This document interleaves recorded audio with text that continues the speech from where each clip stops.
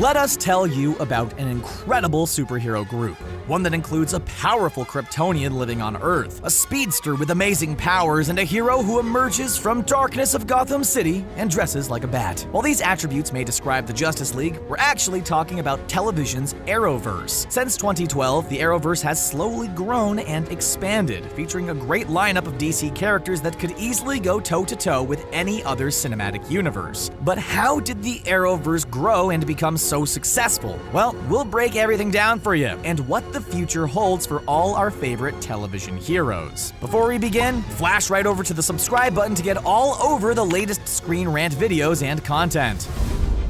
Welcome to Gotham City, the sprawling, dark streets and iconic buildings featured in films like 1989's Batman and The Dark Knight. Today's set visit isn't for Fox's show Gotham or even the upcoming solo Batman movie. It's for the mega Arrowverse crossover event, Elseworlds, where the first ever modern live-action Batwoman is set to make her debut. But we're getting a little ahead of ourselves here. Long before The Flash, the Green Arrow, and Supergirl teamed up together, superheroes on TV were kind of a mixed bag. The idea of connected universes were not as common as they are today. In the 60s, the live-action Batman show was a trailblazer and led to a movie featuring the same characters. The Incredible Hulk was iconic in the late 70s and is still referenced today despite the aged effects. The 90s saw a large boom of heroes on TV, with the New Adventures of Lois and Clark and The Flash both receiving critical acclaim. Then, of course, there were popular animation superhero shows like X-Men the Animated Series and Batman the Animated Series. But one of the biggest shows to have an impact on superheroes in television was DC's Smallville.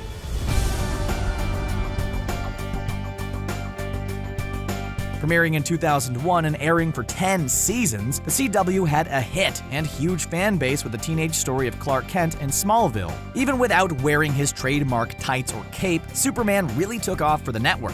What initially began as a family story about a young farm boy learning about his alien powers transformed season after season into a much grander scope. Bringing on other heroes like Aquaman, Supergirl, and Cyborg, the show became a hero universe all in its own, and even featured a young version of the Justice League. Smallville helped pave the way for superhero shows and left a huge gap on the CW when it was taken off the air in 2011. So then how did the CW transition from a single show into the whole Arrowverse?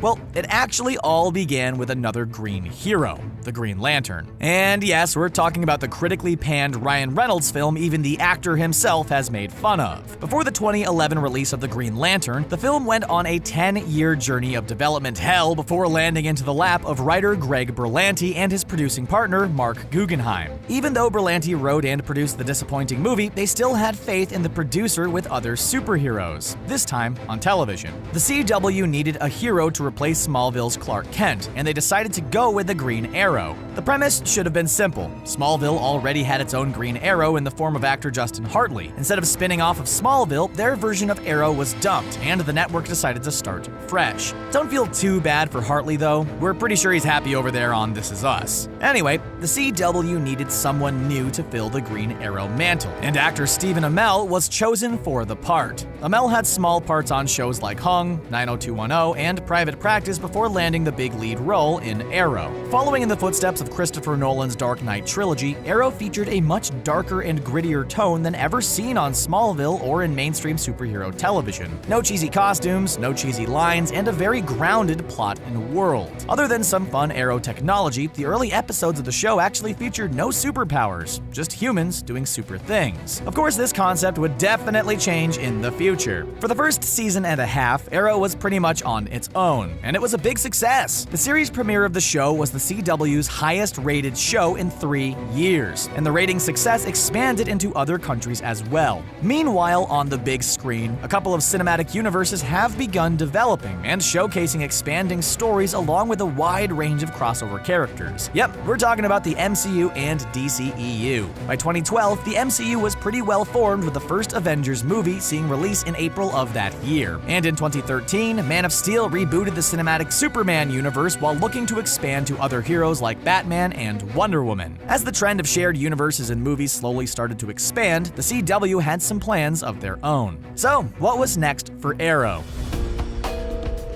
they decided to speed things up a little bit. Wasting no time, Season 2 of Arrow introduced Barry Allen, aka The Flash, for 2 episodes. The famed DC speedster wasn't just visiting to start a potential romance with Felicity Smoke. The groundwork was being laid for the first Arrow spin-off entitled The Flash. If the CW was happy with the ratings Arrow was getting, they hadn't seen nothing yet. The first season of The Flash premiered in 2014, right as Arrow was premiering its 3rd season. The Flash outperformed Arrow's ratings and proved there was room to grow in the world of superhero television. While Arrow was more grounded in the superpowers element early on, The Flash went all in, not only showcasing Barry Allen's high-speed powers, but introducing plenty of villains with powers of their own. The show managed to grow and featured extended storylines while still following Smallville's Freak of the Week blueprint when it came to introducing villains. The Flash complemented Arrow as an extension of their universe for a number of reasons. The show was much lighter and comedy-oriented than the dark and gritty Arrow. This served well for the tone, while still feeling like it existed in the same universe. Barry Allen's story featured a great arc, both emotionally and as he transitioned into his role as the Flash. Larger-than-life characters like King Shark and Gorilla Grodd may seem silly on other shows, but they managed to work well with the tone and character like Cisco. Seeing him in the full costume for the first episode also helped in major ways. No dragging things out here. Not to mention, the show does a Christmas episode every season, and is something fans look forward to before the long winter break. Both The Flash and Arrow were slowly becoming testing grounds for the cinematic DCEU. The Flash himself proved fans had a major interest in the speedster, while Arrow quietly introduced characters and concepts that would be turned into theatrical films. One of the best examples, the Suicide Squad. Years prior to Margot Robbie and Will Smith's anti-hero DC film, Arrow had a Suicide Squad of their own, and referred to it as Task Force X. Also featuring their own version of Deadshot, the Suicide Squad got the premise across and allowed DC to move forward with their own film version. Unfortunately for the show, it meant killing off a bunch of the characters, including the TV version of Amanda Waller. While the testing ground is great, many characters and villains appearing in the DCEU are off limits to the Arrowverse, so don't expect to see Harley Quinn, the Joker, or Wonder Woman anytime soon. With The Flash and Arrow on a roll, the next stop in expanding the Arrowverse came in the form of some strong female superhero representation.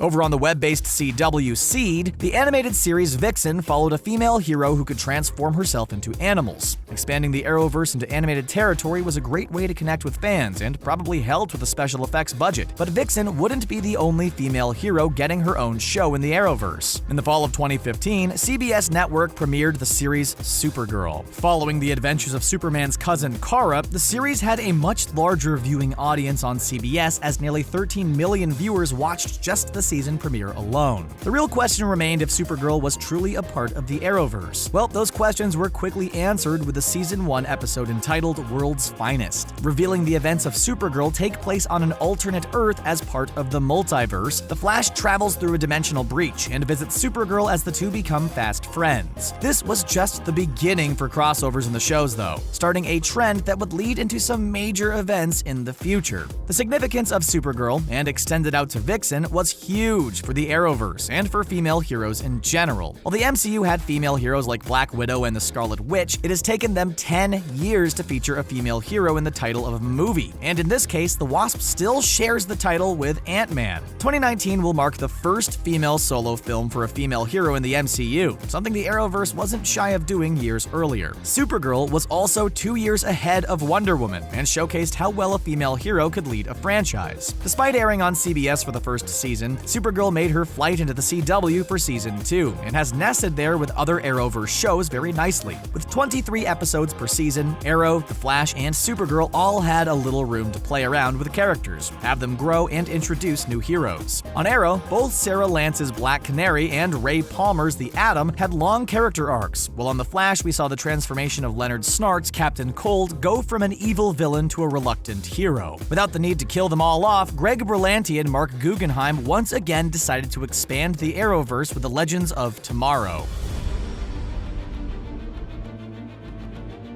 The show follows a ragtag group of time-traveling superheroes set out to prevent the change of history and help protect the multiverse with their leader, Rip Hunter. The show was one of Arrowverse's biggest risks and does not feature a lot of well-known heroes, but is now in its 4th season and has a pretty dedicated fan base. With 4 shows a week, crossing them all over didn't have to be huge events. Things felt natural when characters would pop up on other shows. Cisco could help out Arrow and his crew with some new tech and equipment. It wasn't unusual for Felicity to give Barry Allen a quick visit. The natural nature of the crossover helped build a much larger universe where characters would interact and the events of one thing would impact another show. For example, in Season 3 of The Flash, Barry went back in time and created Flashpoint. After attempting to reset the timeline, subtle changes were created on multiple shows. Over at Arrow, John Diggle's daughter was now his son, John Diggle Jr. The world building is great to follow, with small details and plots planned out in advance. The same cannot be said for the MCU and their television spin-offs. In Agents of S.H.I.E.L.D. and their collection of Netflix shows, there is barely an overarching theme of interaction between the worlds. Daredevil is supposed to take place in the MCU, but the character doesn't even get a cameo in any of the Avengers movies, and none of the crazy events on the big screen really translate to the small screen. Everything feels really isolated, while in the Arrowverse, shows definitely have their own identity while also have the ability to cross over at the same time. Just take a look at some of their big crossover events. The first to include all 4 shows was entitled Invasion, and had the heroes dealing with some alien invaders. The team-up between Supergirl, Arrow, the White Canary, and the Flash was epic to watch, as the story unfolded over multiple nights and was about as long as a feature-length film. Following Invasion, Supergirl and The Flash had their second solo crossover with a musical episode entitled Duet. While Invasion was decent and featured some fun moments, the crossover Crisis on Earth X was really a definitive moment for the Arrowverse and brought everyone together for an incredible story that outshines many of the big screen crossovers. The show follows a gathering of the superhero greats to help celebrate the wedding of Barry Allen and Iris West. But of course, things don't go to plan. Earth X features evil Nazi doppelgangers of our heroes, and the 4-part crossover was filled with twists, turns, and the debut of new characters like the Ray. Airing just a few weeks after Justice League premiered in theaters, Crisis on Earth X may not have had the major budget as the big screen film, but it included more emotion, better character arcs, and great scenes as Supergirl and the Green Arrow had to take on their Nazi counterparts. Every character was used to their ability and showcased how all 4 shows have fit well in the interconnected world of the Arrowverse. The Crisis on Earth X crossover event really puts the spotlight on how diverse the Arrowverse is. Heroes and characters of all types are featured on the shows, something the MCU and DCEU really lack in showcasing. Not only do the shows feature a wide range of different ethnic groups, but they have well represented the LGBTQ community for some time now. On Arrow, the character and crime-fighting tech hero Curtis Holt, aka Mr. Terrific, is openly gay and was once married on the show. Unfortunately, his dedicated time to being a hero led to the divorce. Supergirl focused on a coming-of-age story for Kara's sister Alex, while Legends of Tomorrow features the bisexual Sarah Lance, aka the White Canary. Most notably may be the Ray, a hero introduced during the Crisis on Earth X crossover event. On Earth X, the Ray is in a relationship with Captain Cold, and the character struggles to come out and deal with his emotional feelings are portrayed even further in the spin-off animated prequel entitled Freedom Fighters: The Ray. Having a gay character lead a series is a huge showcase of the diversity that the MCU and DCEU lacks. Marvel has only hinted at Thor Ragnarok's Valkyrie being bisexual, and that was in a deleted scene. Didn't even make the final cut of the movie. The MCU has hinted at expanding their diverse showcase of characters in the LGBTQ community, but the Arrowverse has done it extremely well, showcasing all sides of life and treating everyone as equals in the larger community. The diversity will only continue to grow, especially with the introduction to Batwoman. Played by Ruby Rose, the Gotham City hero is a lesbian and will lead her own show after appearing on the Arrowverse crossover entitled Elseworlds. The 4th season of Supergirl also features a new character who is the first ever transgender actress, Nicole Maines.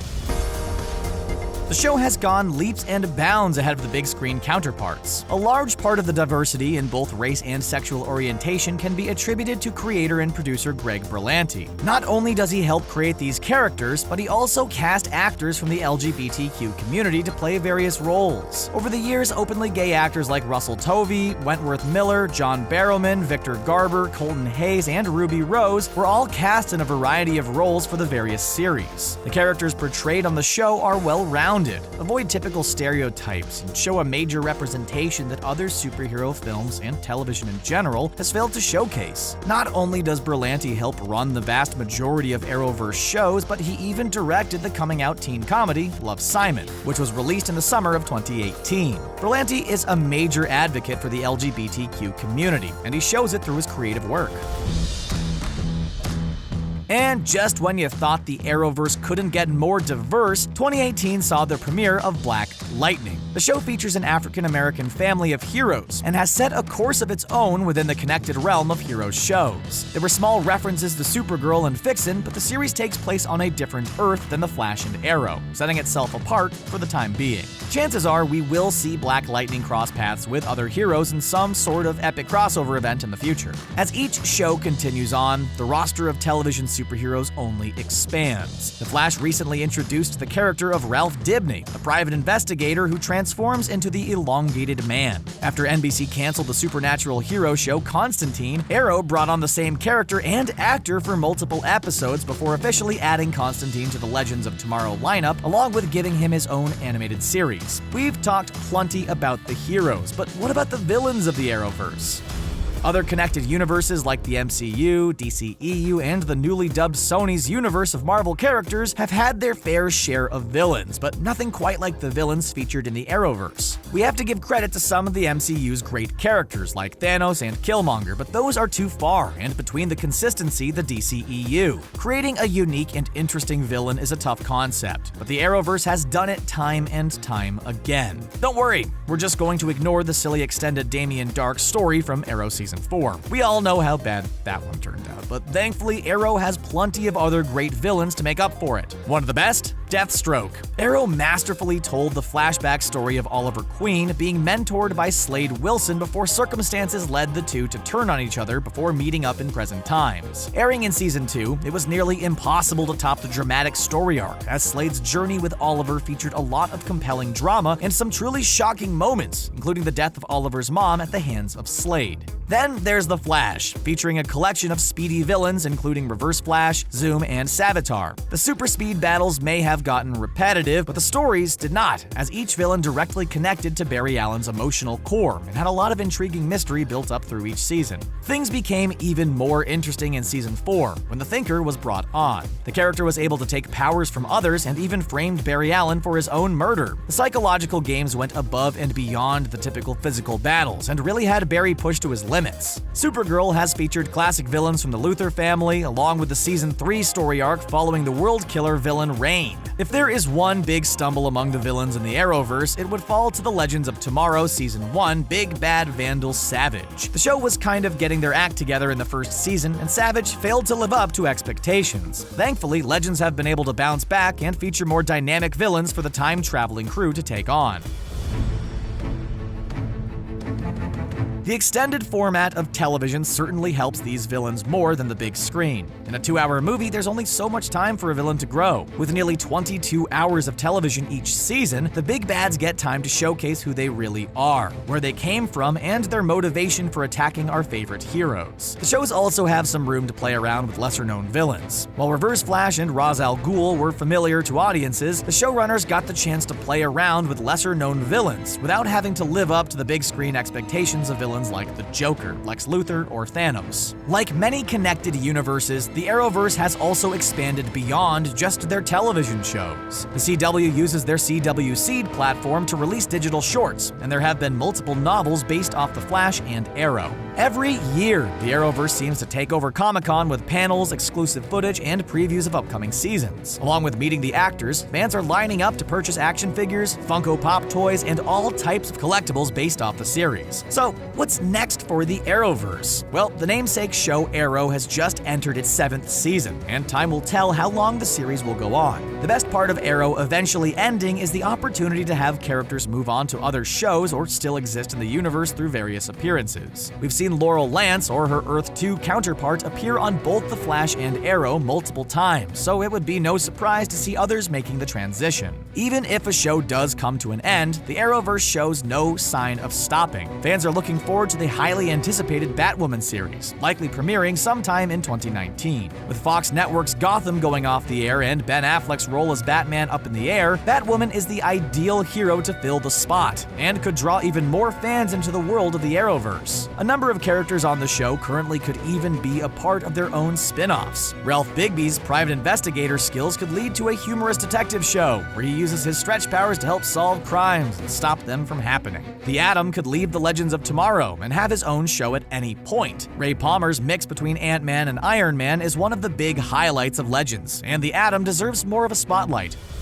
Right now, the main thing fans are looking forward to is the debut of Gotham City in the Elseworlds crossover. We've already heard Oliver Queen talk about Bruce Wayne on Arrow, so seeing the connection come to life is a huge thing for Batman fans. As the legend of Batwoman is brought to life, expect to see lots of cameos and characters from the world of Batman. We can imagine seeing some classic criminals like Poison Ivy or Catwoman tossed into the mix. In all, the Arrowverse started out small, but now is a full-fledged universe which has been around for 7 years and counting. The future holds incredible potential as the shows continue to thrive and grow on the CW. With the possible demise of the DCEU, we could see bigger and better characters joining the ranks, just like the upcoming return of Clark Kent and debut of Lois Lane during the Elseworlds crossover. At the end of it all, there will be one connected universe that outshines them all: the Arrowverse. Do you enjoy the Arrowverse? What's your favorite show, and what hero should they bring on next? Also, be sure to check out our other great documentaries. Write to us in the comments section below. Don't forget to like this video, share it, and subscribe to Screen Rant on YouTube so you can stay up to date with our awesome videos. Thanks for watching.